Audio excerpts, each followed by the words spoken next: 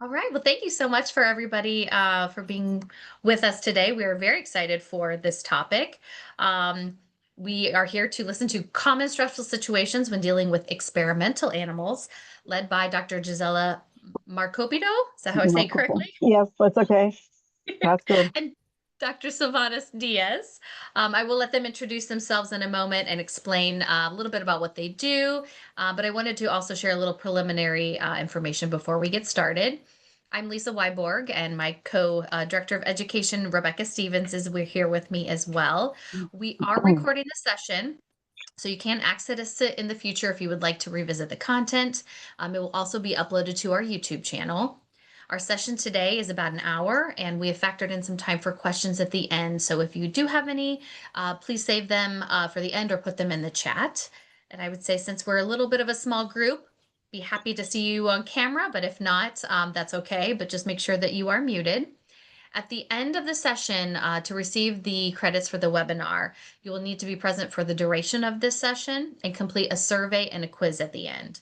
You must receive a passing grade of 80% of the quiz for that credit there, and I will put those links at the end.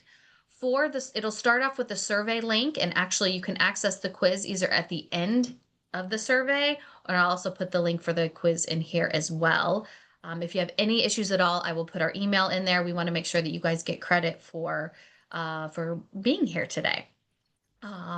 Anything else, please put that in the chat. Myself and Rebecca are here to help facilitate, but I'm going to turn it over to our speakers now to introduce themselves and get started. Thank you so much for being here. Okay, so far, you can listen to me well, properly.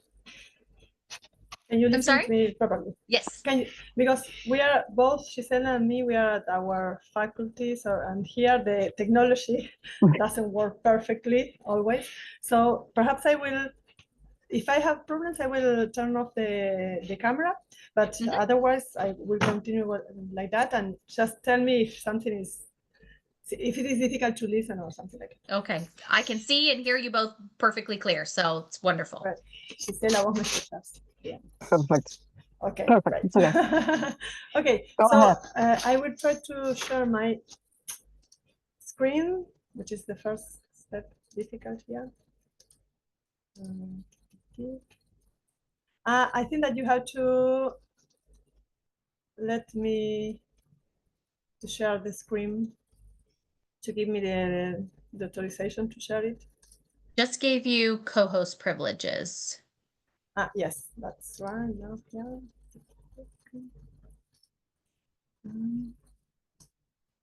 Just let me know.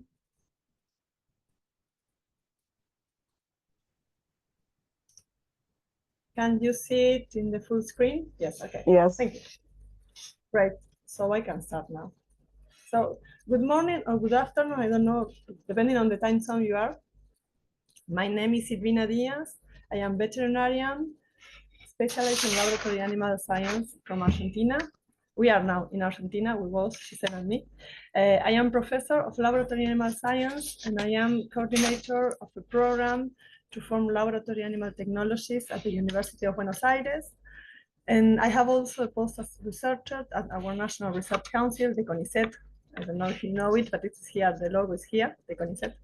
And I lead a laboratory in the field of neuroscience devoted to the study of the process of adult neurogenesis in different animal models. So as Lisa mentioned, and the title of my talk, I will cover the topic connected with less reported, but anyway, common situations that we have to face frequently when working with laboratory animals. Then Gisela will go deeper in topics connected with compassion fatigue. So, sorry. Of course, there are some factors that all of us may think are stressful for people working with animals intended to be used in research. The most evident may be, of course, the fact to have to deal with euthanasia practiced to animals that we care for. And later, Gisela will cover this topic. But also, it is easy to think that we may feel compassion for animals that spend all their life in an enclosure space. Moreover, the fact of administering, conducting moderate to severe procedures to animals that do not have the will to accept its participation, as it is the case for humans, is also a stressful stimulus for caregivers, for us. However, along my talk, I will discuss other factors that have a big impact on the affective state of the animal care workers, but are usually less discussed. And indeed, as listed here, let me see, yeah, as listed here, there are several other factors that can be strong disruptors of the mental health of laboratory animal technicians or even researchers working with laboratory animals. And I will try to dissecate some of them along my talk. So let's talk about the age of the animals involved in research. Most of scientific procedures involve adult animals, and so we are more habituated to them. In general, we can take adult animals as stronger animals with more capacity to support the experiments, the illnesses, the adverse conditions. But however, it may occur that we have to work with baby animals or pups, or at a certain point with very old animals. And these categories induce more sensitivity than adults, because pups may be seen as defenseless individuals. And there are studies that have shown that this feeling of compassion toward pups is in general more marked in women. And for example, it is also more common in people living in big cities, than in those coming from the rural area, for example. I can see Lisa's expression. It's very common when we work with pups. And we may add that in some cases, women that have children or that have just given birth or are breastfeeding may have a particular sensitivity to work with pups, perform weaning activities, routines, or conduct tasks that may be emotionally critical because of their own situation. And this is my first person experience, because when I had I have two boys, when they were born, I was really sensitive with working with pups, because we have projects involving pups, and it was quite difficult for me to dissociate these two situations, with animals and with my children. So I can say that it is quite stressful. And now we will go to a less official topic, let's say, which is the animal side. And can you tell me if these rats are looking at you, for example, or at least at the one who is taking the photograph? We may say yes, but we are not sure. So the position of the eyes, the lack of a visible sclera, which is the white part of the eye, and the poor capacity of movement of the eyeball in rats and mice make their sight less tender or penetrating or intense than those of other species. Whereas the rat up here, this one, is apparently looking laterally, and the two on the right are looking forward, we can also think that both are looking at us, but we are not sure. And similarly, for the one below that is chewing, we cannot be sure if it is gazing at us or at the pellet. But what about these primates? The first one, this one on the left, is not seen at the photographer. Are you listening? Are you listening properly? Because I have a message here. Yes, we can hear. Okay. Tell Yes. me, because I can turn off the camera, but I'd like to be here. Okay. Okay. So I said that this monkey is not seen at the photographer for sure, and those in this group, close here. So this mother apparently is looking at us, where his baby is looking back to the food she is handling. And here, this father is looking at the food the mother is handling, but the mother is looking far away, apparently. And what you think here is, this is my dog, Baguette. Of course, she was looking at me and follow each of my movements because she has me behave during my absence. So what I want to say with these images is that it is hard not to feel sensitive when an animal is gazing at us. And this is even more true when we are conducting a procedure on a laboratory animal. We can manipulate the mouse and it will probably be concentrated in getting rid of us and coming back to its cage. But however, if we do the same with a dog or a monkey, they will follow us with their gaze, which could be quite disturbing for us. So in conclusion, what I want to say is that the eye contact that we can have with the animal is another fact that may be stressful, and for sure it depends on the species we use. And now I'd like to discuss a physical aspect of our work. We have here different photos of different enclosures for rodents or rabbits or bigger animals. And usually animal enclosures are subjected to specific environmental conditions and routines. Small animals like rodents, rabbits, and also primates are bred in rooms like those shown here, with control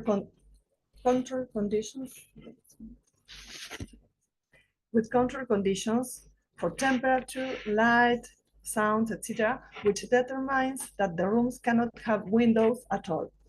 So personnel should work there for several hours every day because routines are established and usually are not much flexible. Although they are entitled to take some rest during their daily routines inside the rooms, it is sometimes not at all practical to stop the work, go outside for a coffee, change the clothes.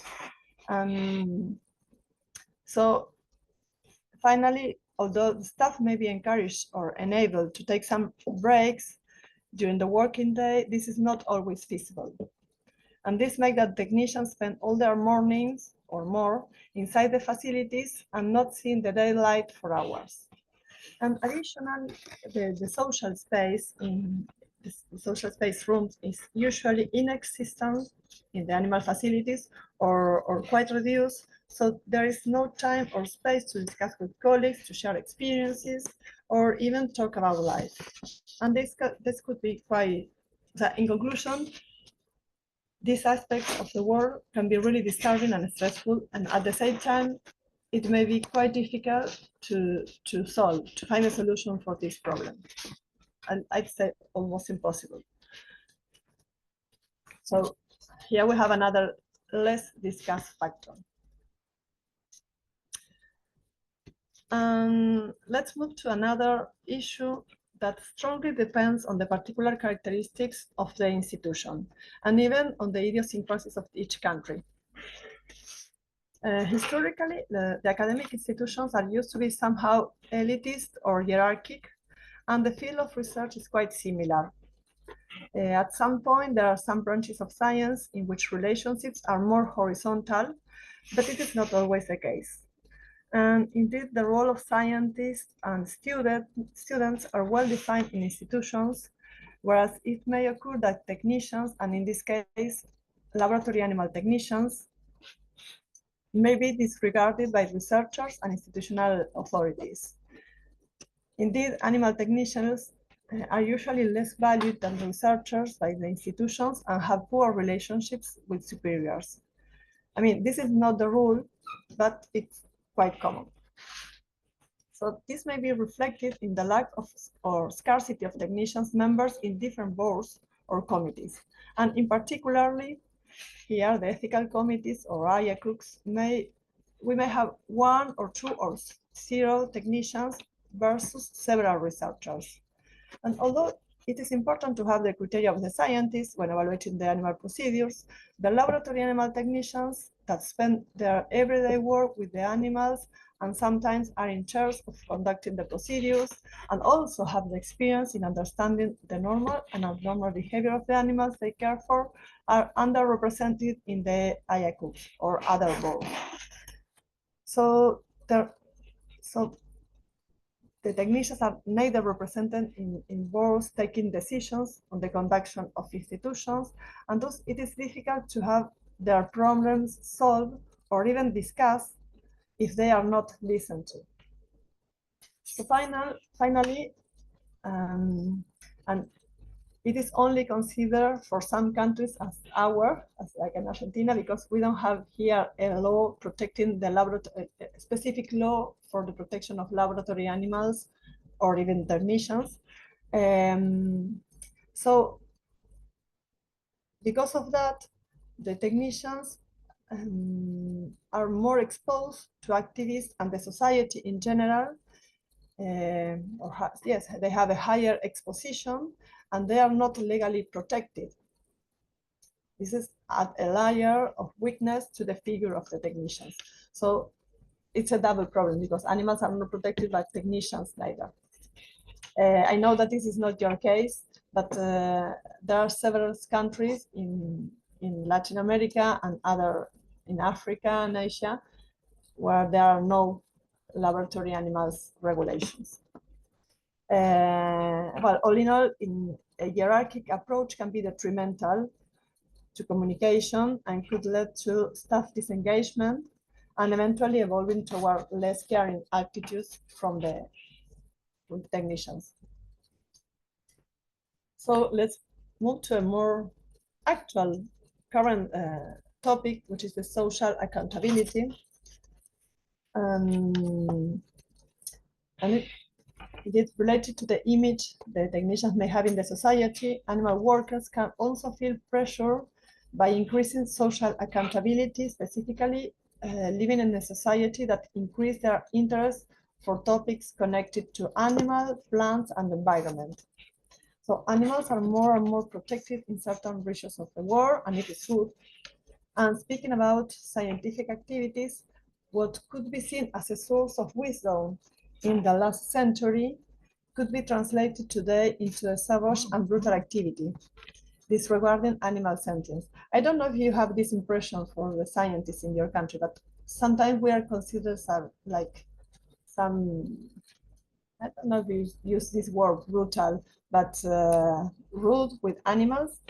I don't know. It may be really, it may depend on the country, but I have this impression. And no animal technicians or veterinarian in charge of laboratory animals health would choose their profession because a particular sense of enjoying animal suffering. But this is a common argument among activists. And therefore, animal caregivers have to deal with the negative feelings for having to accomplish their task, and also they have to endure unfair criticism regarding their vocation by animal activists. And of course, this situation may be really stressful. I think that it could be easy to understand why it could be really stressful. So another factor that I would like to speak about is the type of procedures. For sure, you are familiar with the classification of severity of the procedures. Of course, those more severe have also a higher emotional, the more severe procedures have also a higher emotional impact on the people who take care of that, of course. And sometimes the care workers or technicians do this dirty work because they are trained to do it, but also because of the huge empathy that they develop toward the animals they care for. So you can see here in this slide two lists. On the left, euthanasia, for sure, but painful procedures, oncological studies, induction of neurodegenerative processes have a higher emotional impact on technicians or researchers involved than less effective demanding studies on the right here, like behavioral essays in which no harm is usually caused to animals, or even the obtention of tissues after euthanasia with no extra work on the animals. In the case of the researchers, they may have an elevated feeling or find some comfort when killing the animals because they have a justified purpose. But for the technicians, the feeling can be quite different and be psychologically challenging. So the type of procedure it can be, of course, a source of stress with high impact on emotions.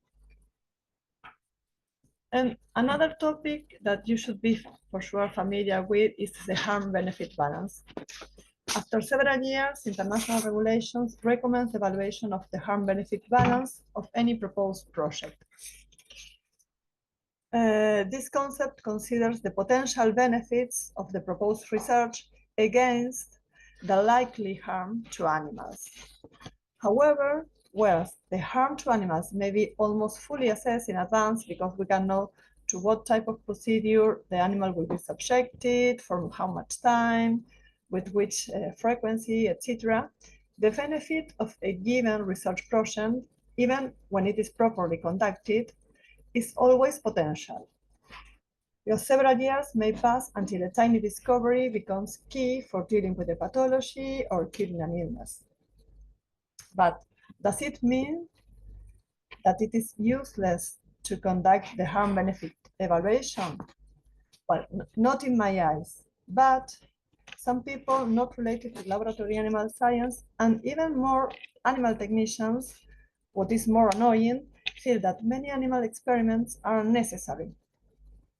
And there are, for sure, you have listened about that there are huge critics to species differences, poor experimental design, and animal welfare violations. And these facts represent a few of the many serious barriers facing the applicability of animal research in humans.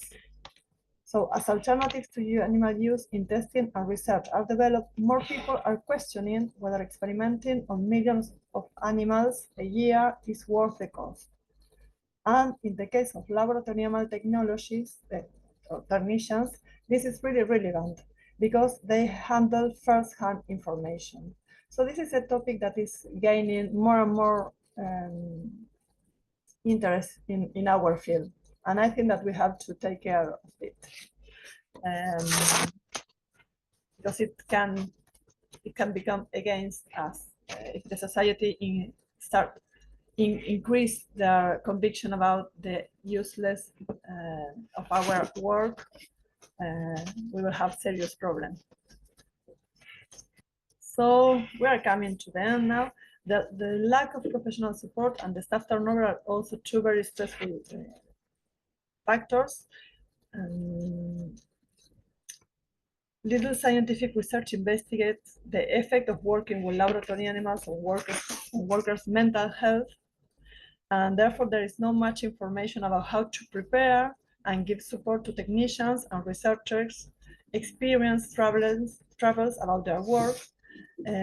And similarly, in most of underdeveloped countries, there is no specific support programs or psychological cabinets available for laboratory animal technicians.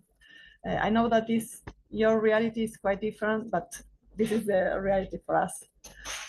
This is connected with the following topic, because as technicians do not have enough backing, they are quite often difficult to retain in their post.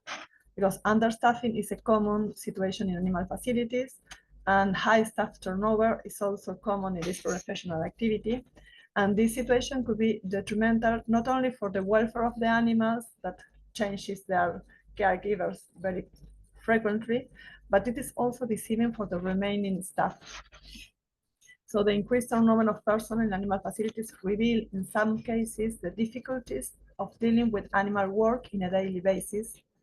And in some cases, technicians do not have a proper formation or adequate background to handle emotional issues related to working with laboratory animals. We may wonder if it is better for the animal technicians to avoid to get emotionally involved with the animals in their care. Well, this is an open question. I think that the answer is not, but anyway, I'm not an expert on that topic. And the strategies for supporting care and emotional work include sharing responsibilities, sharing scientific work and goals, and sharing stories between the different stakeholders in animal research.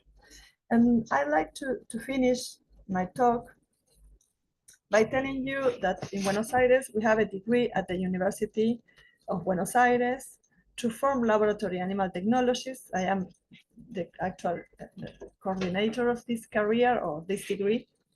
And we have this degree since 1989. And I don't have the statistics, but it is quite evident that many students arrive to this degree after having failed the first years of the veterinarian studies. So they changed to laboratory animal technician degree because it is shorter in duration, and almost all of those who obtain the title get a work before finishing their studies. And however, we have to keep in mind that the competencies of a veterinarian are quite different skills required from the skills required to be a laboratory animal technologist. And I think that it is clear after the topics that I have presented. So indeed, half of the students give up during the first years of the studies, mostly when they are confronted to the theory and practices of euthanasia. So we are confirming this fact every year. But the more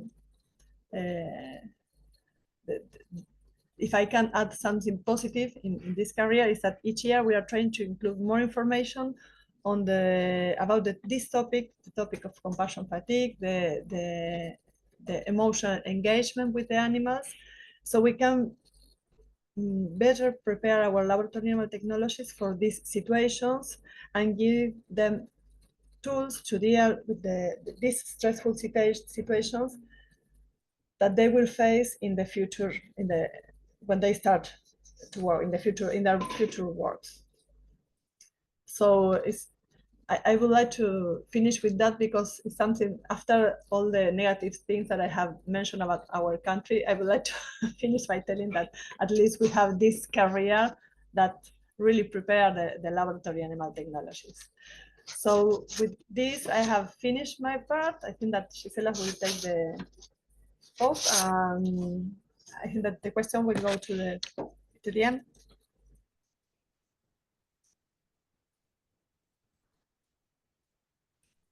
I should. Ya, So, should voy I? a sacar la presentación.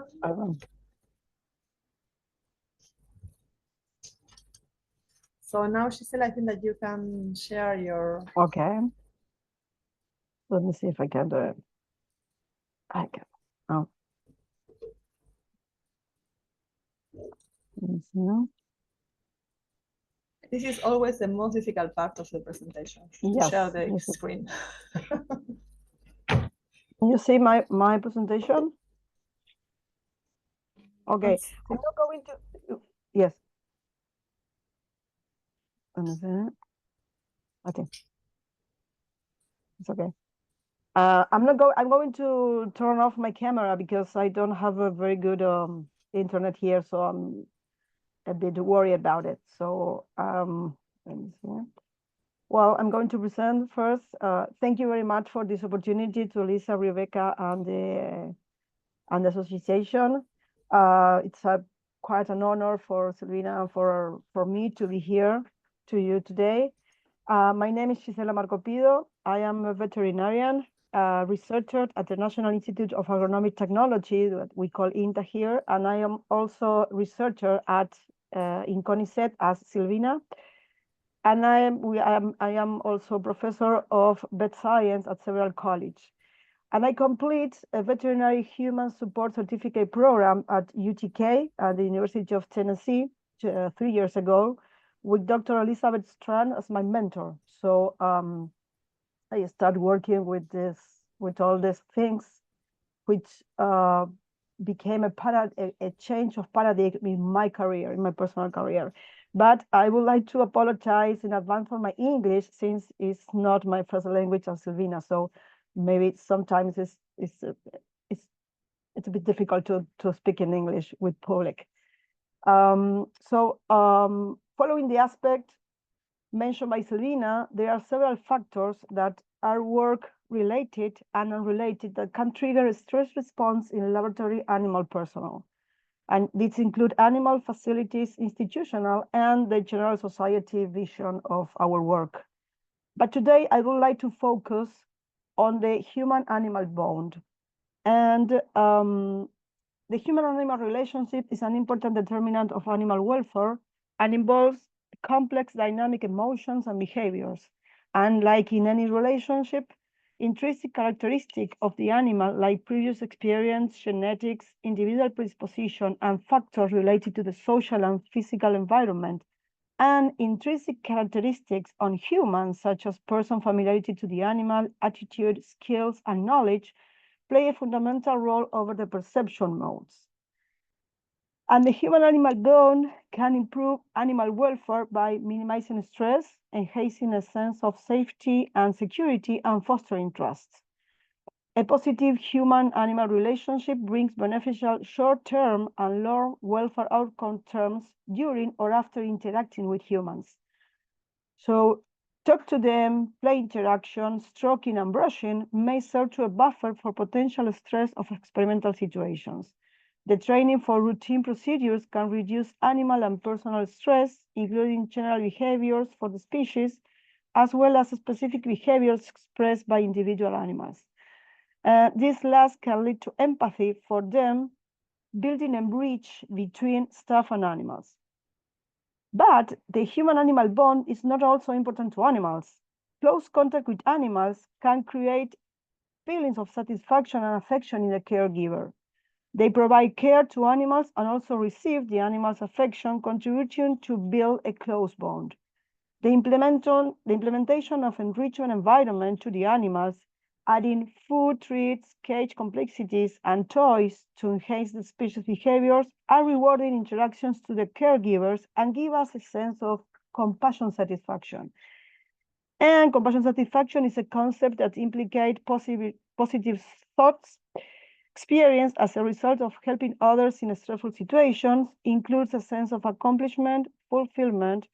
Be absolutely clear about why one was doing it, with a focus on the impact our actions have on others and the purpose of our care. As laboratory animal personnel, we navigate between caring-killing paradox, compassion fatigue, cruel optimism, empathic strain, and compassion satisfaction due to a dual responsibility of caring for and euthanizing animals. Caregivers often assume responsibility for animals, staying a long time with them and establishing relationship with some of them. The caring-killing paradox is present in those who work with animals where euthanasia is frequent, and this concept implicates moral, emotional, and physical stress. The moral stress is the experience of knowing the right thing to do while being in a situation in which it is nearly impossible to do it. This generates a contradiction in our values and beliefs because it goes deep into our being, not harm. We cannot follow our own moral compass and get engaged in actions that are inconsistent with it. Most of the time, we don't have enough time or budget to improve the living condition of the animals under our care. The usual proceedings in lost animals cause pain, disease, or injuries for reasons that do not benefit the animals itself. And the stigmatization from the general society toward the experiment with animals and the negative perception as a dirty job become another source of moral stress, as Silvina told us. The emotional stress arises from a discord and tension between what one is in fact doing and one's reason for choosing that field, between what one feels and one ought to be, and what one feels to oneself, and between the ideal and the reality. The emotional stress gets worse when we don't have the opportunity to express our emotions and we can give better conditions to the animals. And we also experience an anticipatory grieving process. We know when the animals are going to be killed, and the stage of grief and timing of emotions can vary among individuals.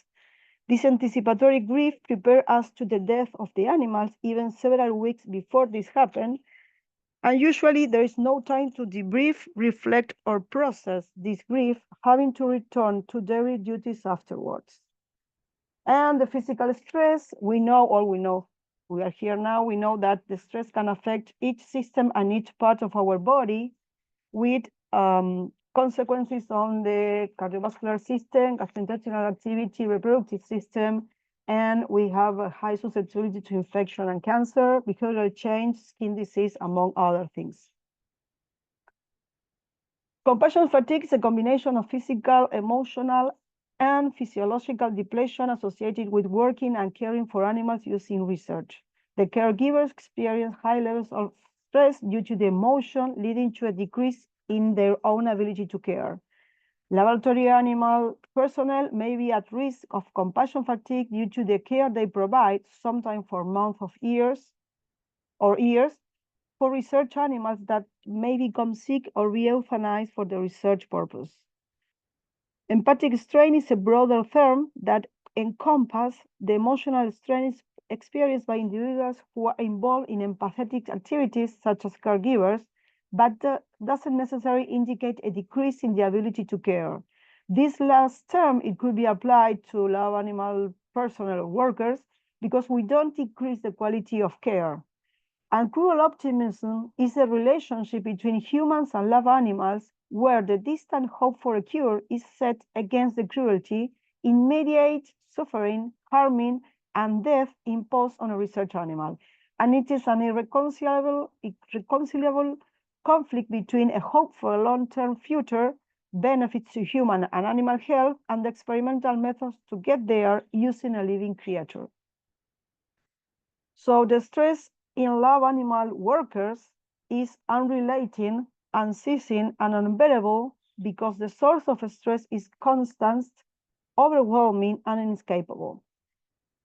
And regardless the definition of the terms apply, which are used interchangeable, the emotional burden exists, and the feeling of failing the animal and betraying our values increase the pain and suffering manifesting in workers in multiple ways.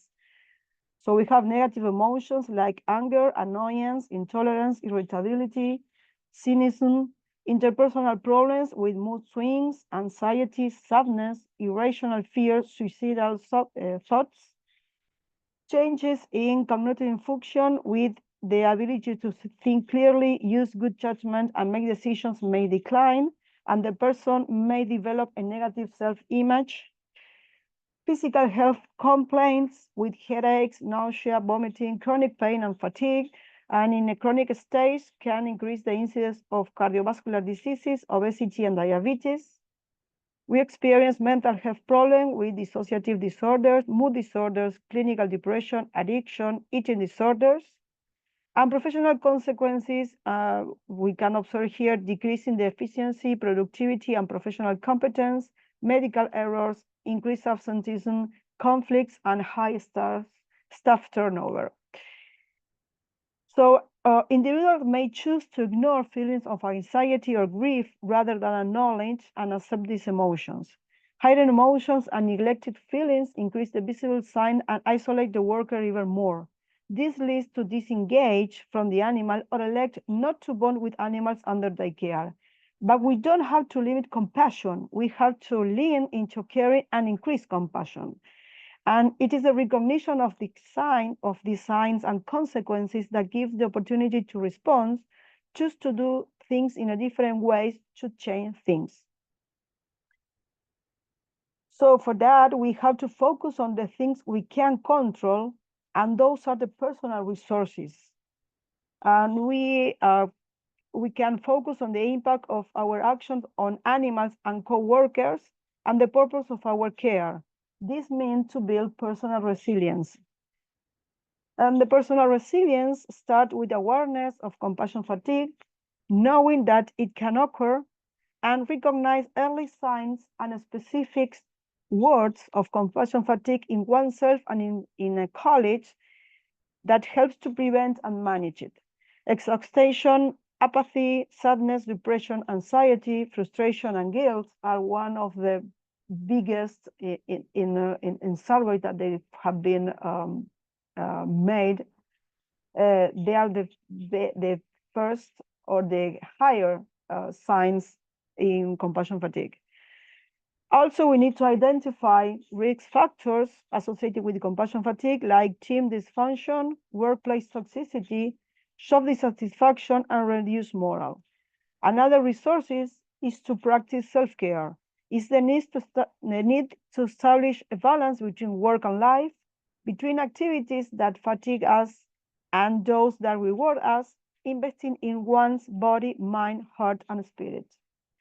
And I like this because when I start studying these themes, it seems like this self-care is the airplane brochure when you go to an airplane that explain that first, in case of a rapid decompression, you should put on your mask and then help others. And this is exactly what we should do: take care of ourselves. So we have to think in our first.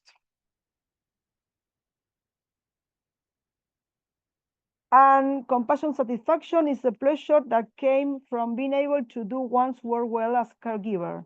To build resilience, we need to build resilience, we need to grow compassion satisfaction.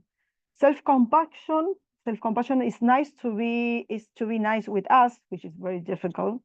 It refers to treating ourselves with kindness, without judgment, understanding that our experiences are normal and part of our human life. The emotional intelligence allow us to identify and manage our own emotion and those of others, and to direct cognition and action in conjunction with the information. And it's when I keep going, this theme is like that you have to learn to manage our interior all-friend anger. And this character is my favorite daughter character of the movie. I don't know why. And the social support is an effective tool to assist people dealing with work demands, including euthanasia. And it's important to provide support, but also to accept support and help from co-workers, superiors, friends, or family. So some of the strategies to build personal resiliency includes practice mindfulness, yoga, Tai Chi, and Pilates. And the polyvagal theory shows us that the respiratory is the only system that we can control. So if we can breathe, we can relax. Another strategy is to give time to play, to relax, to walk with our pets, to grieve, to work, to socialize. Coaching and training, the continued training and learning new skills, decrease stress and increase compassion satisfaction. Increase the level of oxytocin. The oxytocin is a hormone of love. This hormone makes us better humans. Elevating the levels of oxytocin conducted us to be more empathetic with people and animals, and we can increase oxytocin release by eating chocolate, practice yoga, listen to music, singing, painting, dancing, hugging, crying, and laughing. In Argentina, we don't have enough support at department and institutional level, as Silvina told us. The culture of care programs are not implemented in laboratory animals in Argentina, and the access to counseling resources is scarce. Workshops for lab staff are generally conducted by other technicians or field professionals trying to fill the gap.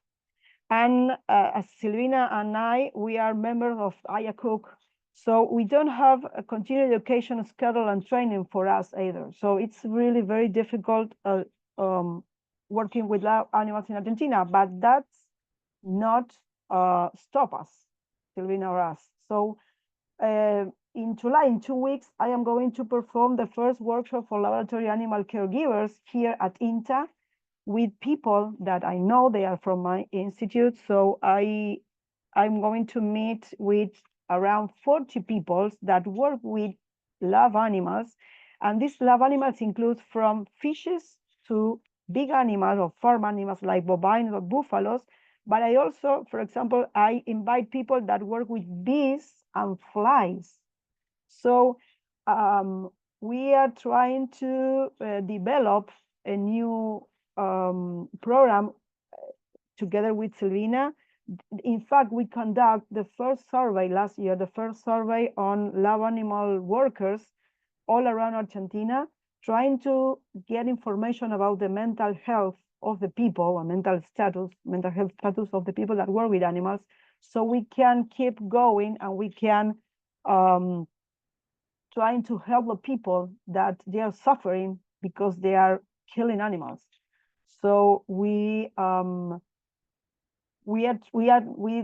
have enough support again, but the positive thing is that when I start talking about this workshop, the people came to my lab and they say, I want to be part of that workshop. So the people, the need of be heard by others, I think is more important than what all the negative things that we have here in Argentina.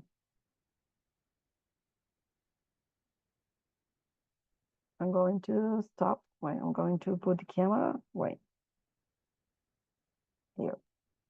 I want to put the camera. I want to put the camera on. That's it. That's it. Okay.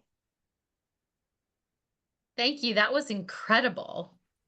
What a great perspective that we don't get to hear about often. Thank you. Yeah.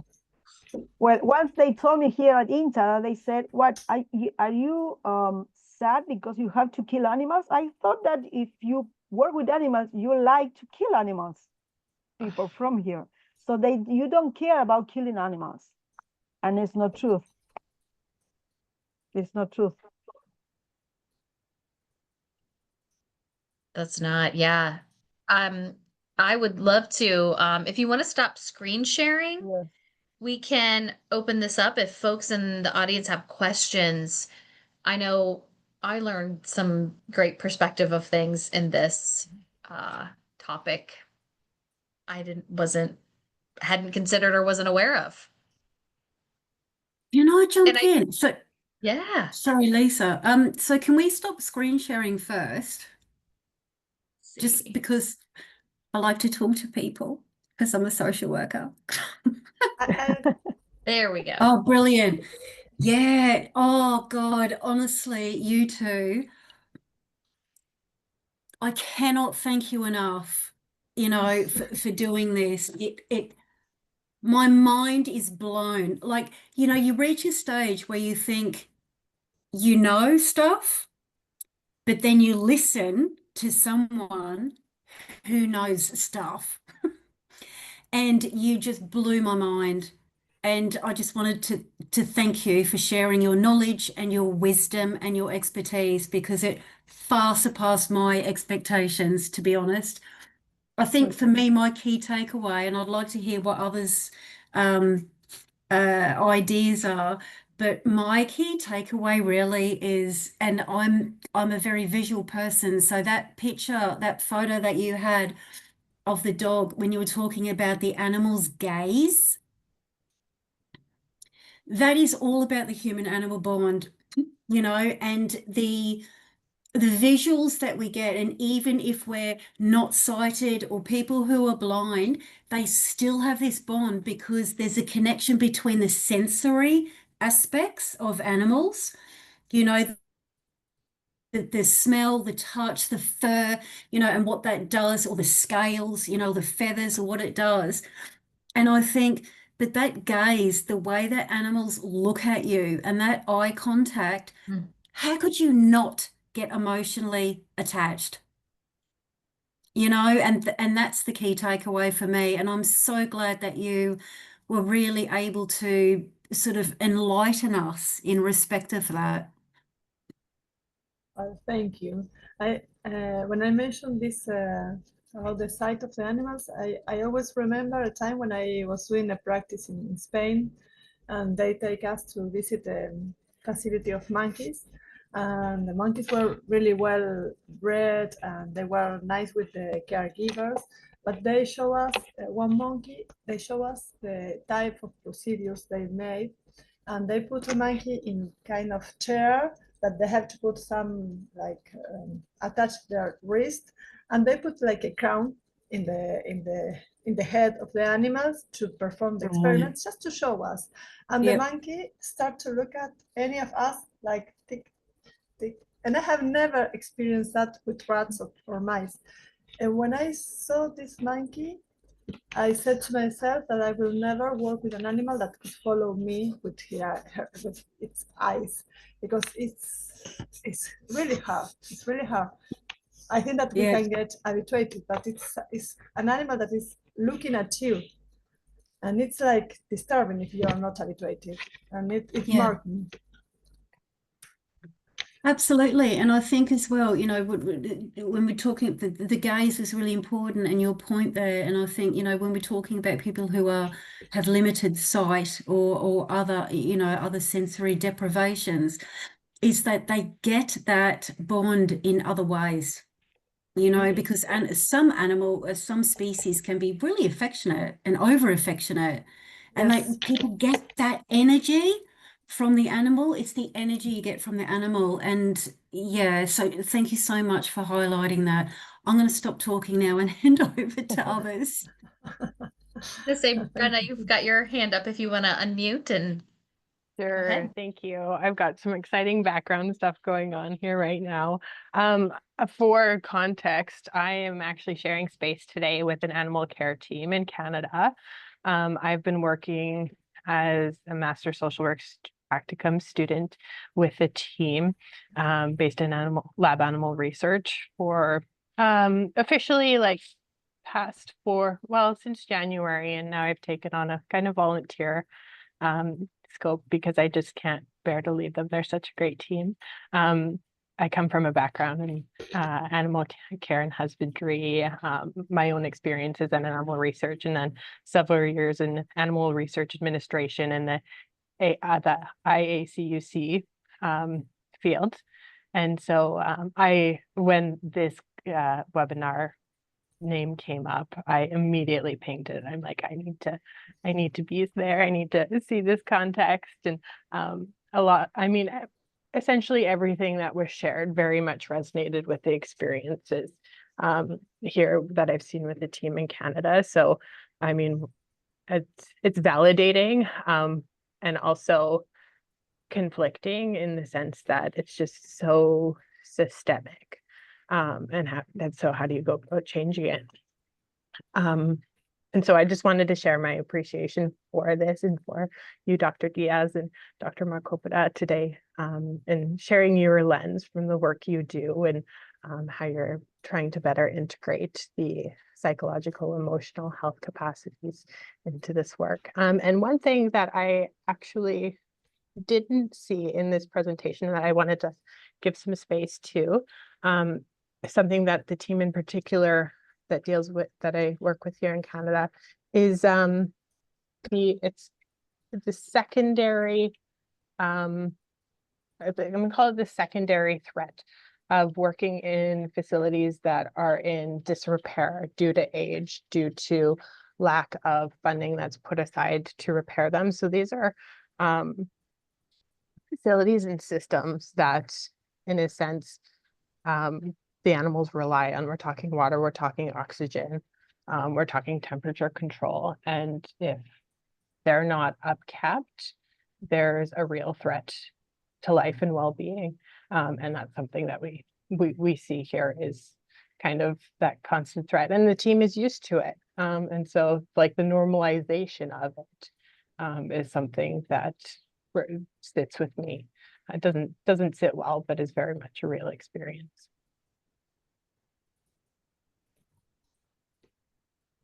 Yes.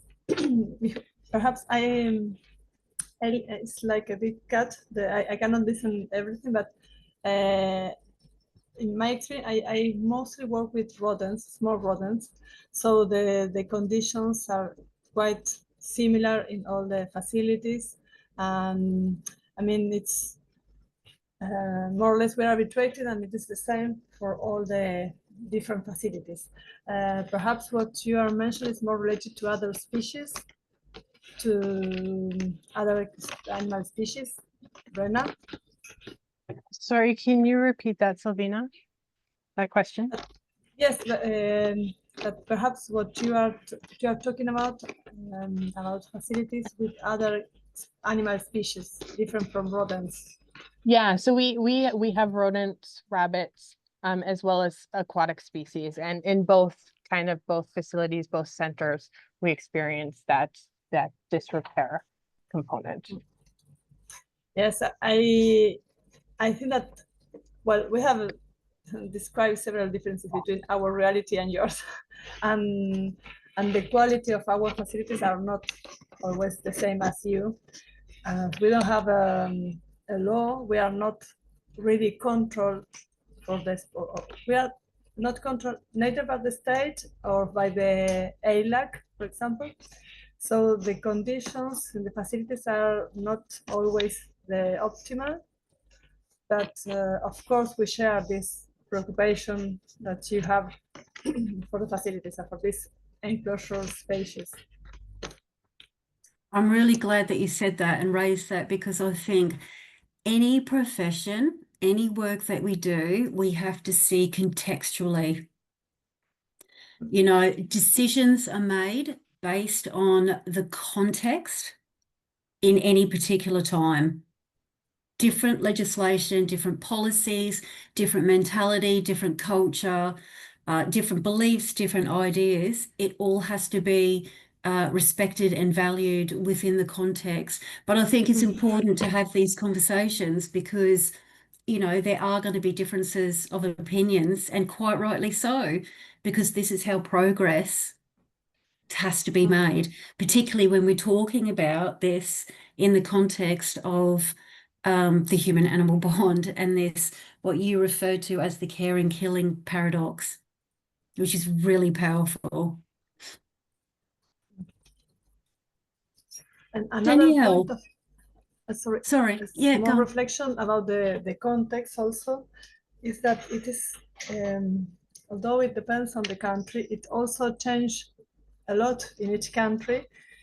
For example, now that we are facing this different politics in a lot of countries, ours, yours, and France, with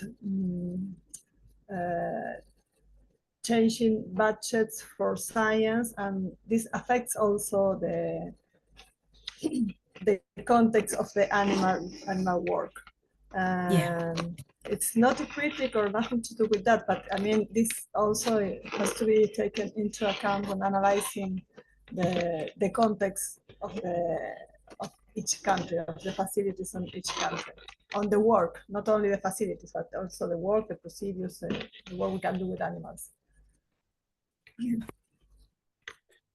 Danielle, I noticed you've got your hand up. So I had a couple of questions. One, to piggyback off of regulations. So in places like Latin America, you mentioned, in Africa have no regulations. So is the mental health of those people in those conditions worse or the same as places with regulations based on, I'm only assuming that there aren't regulations because the thought process of like how animals are used, like Descartes, they're like fight or flee, that's all they have. So we don't need regulations. I don't know. So then does it have more or less of an effect on the people who are in those facilities? Well, the first thing that I want to say is that we don't have a regulation, not because of the scientific community devoted to that has struggled a lot. We have been involved in several projects, but there is no political will to have a law because it's a topic hard to support for politicians, and they can lose votes because of supporting a law against animals, even if we know that it's not against animals, it's to protect them. So this is the reason why we don't have a law now. And I think that it's similar in several countries. Then, of course, the first affected by this lack of law, I think that they are the animals involved, no? But when we start talking about these topics, we realize that people working with animals, users in general, I mean technicians, but also researchers or people in the IACUCs, are not really protected because if you have a law that gives you a framework in which work, it's one thing, and if you don't have this, your work becomes like illegal, let's say. So I think that indirectly or directly, people working with animals is also underprotected because not having a law. I don't know if I understand properly. No, yeah, your you're question. answering the question Yeah. well. Yes. Okay. Okay. And No, perhaps Gisela has. yeah, something that's to add. why we conduct the first survey in Argentina about trying to reach the mental status of the people that work the animals. That these results that we are analyzing, these results could be part of a law. For example, that we need Yes. more support because the people need support and we don't have support. Even when I can talk about INTA when I'm working. If you want to talk with a psychologist or I don't know how you say that, the personal resources service. Like a human, yeah, okay, Human, like a human services I professional. say, yeah, human welfare, right? Animal welfare and human welfare. Yeah. And you try to talk with them because sometimes you are getting worse with the animals that you are working and you're getting sad. And they said that they don't have any idea what to do with you. Because it happened Yeah. to me, I had to, for my PhD thesis, I had to raise calves and then I had to kill them. And I was really it was really traumatic. And I could finish my thesis working with the psychiatrist because I was going to quit. And we are having trouble here because the fellows are quitting the PhD thesis because they don't want to kill any more animals. And the directors or the superiors, they don't help them. And from the IACUC, we said that we can find someone that kill the guinea pigs for you. And the director said, no, it's part of that doesn't make sense, but it's part of the job that this maybe because they are not even veterinarians, they're biologists, they are whatever, but they are not veterinarians. So they have to learn how to kill the guinea pigs. So it doesn't have any sense. So if we could have more information about the mental health or the states of the people, we can go further with the law. It's like a big mess because we don't know what to do first. Well, it's interesting too, because it sounds like in framing it as a human resources or like the people or employee aspect is much easier, especially for political reasons. It's much easier to have that stand than it is to say like these animals need X, Y, and Z. And people are like, no, they don't. So it's interesting to think of like, okay, so in creating change, it makes more sense to focus on what do people need, because if we're meeting the people's needs, we're probably meeting the animals' needs at least minimally better than not.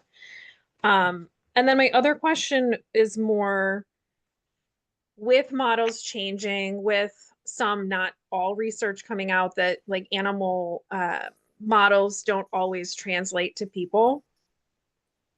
Does that have an effect on morale, like just within like what people are doing? Because they're like, wait, could we be doing this differently? Like making it a little bit more difficult because there is an alternative or there could be alternatives. Like, how does that affect doing the work and like doing the research and mental health? Contesto, she said. Well, indeed, I mentioned that there are some studies showing that as more and more criticisms arise against animal experimentation, because the translation to human pathologies or treatments is not perfect. So as more information about it is available in the media or in the media, there are studies that show the laboratory animal technicians also start to have doubts about the importance of the animal experimentation, because they are part of that, but in general, they don't have the power of decision on the procedures. So they are like tools for the research. So I think that if it goes up increasing, there will be more technicians that will question our Yep. work. Our work, I say that as researcher. And I think that is good because it pushes us to work more, to explain more what we do, why we do Mhm. it, to give better arguments, to study more our topics. Mhm. But let me tell you something. We use animal because they are good models for research, Mhm. good, better, or more or less better for Mhm. research. But even the humans, you know, for example, when we speak about animals, we speak about preclinical research. But when we move to the clinical research, we use humans to study Mhm. treatments in humans. And Right. there is also a high, I mean, when molecules are being studied in humans after the preclinical phase, Mhm. sometimes they are tested on humans and they don't move to the following phase. There is the first, second, third phase of clinical Okay. studies. Yep. And in that case, we can say that even humans at some point are not the best models for humans. And that is Right. because the science is not perfect. You can, even if it works in one human or in one population, it Mhm. doesn't mean that it will work in all the population. Okay. So when animal models are criticized because of that, we can also say that even human models, Mhm. models in brackets, are not the best models because it's a property of the scientific investigation. Mhm. So we have to have this argument also in mind to explain the difficulties to do science and to obtain valid results. Mhm. I mean, this is a good argument for laboratory animal technologies because in that way they can understand that, yes, of course, animals are not the best model, but Right. it's because Neither are not humans. because of the animals, yes, it's because of the characteristic of the research. Right. Again, I I don't know if I understand if I answer properly the question, but Mhm. I hope I so. thank you all for this, and I hate to cut this wonderful conversation short. We're right at time. I know we started a little late, so I wanted to give enough time for some questions. Thank you both so much for this insightful talk. I know I also learned something as a former hospice social worker dealing in human death. There's a lot of misconceptions and things that kind of actually resonated a lot here too. But this was something very unique, and we are so grateful for your time today. I would say too, I put in the chat the quiz and the survey links if you guys are wanting continuing education credits for this. And then our speakers, I know that you had shared your email addresses prior to, but if you want to put them in the chat quickly too, if others want to connect. Okay. Thank you so much for your time. To our participants, great questions. This recording will be up on our YouTube channel as well. So if people want to continue to listen to this and contact and reach our speakers here, this was wonderful. And on behalf of the IAVSW, thank you so much for all of your time today. Thank you. Thank you And very to much. you, thanks a lot. Thank you. Bye.